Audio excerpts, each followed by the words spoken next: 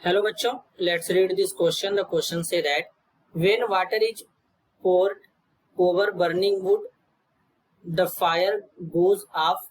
This is because इसके regarding बच्चों चार ऑप्शन गिवन है, इन चारों में से करेक्ट को आइडेंटिफाई करना है। तो सबसे पहले समझेंगे की concept.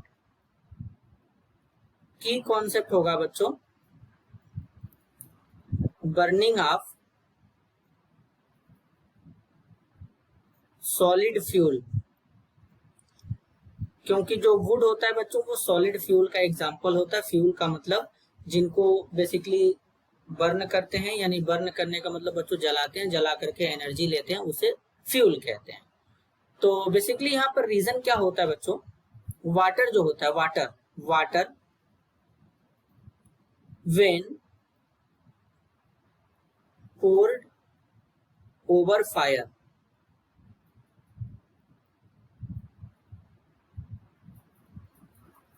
absorb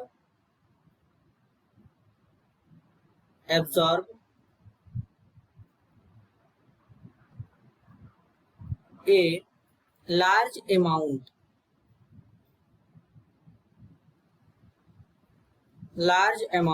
of heat and hence the temperature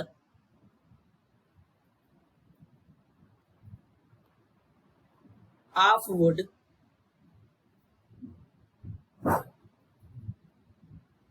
falls यहाँ पर टेम्परेचर फॉल्स हो जाएगा बच्चों, कम हो जाएगा बिलो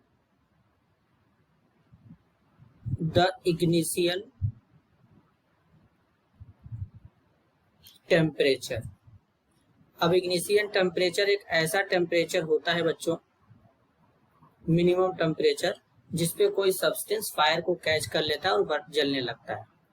Thus the fire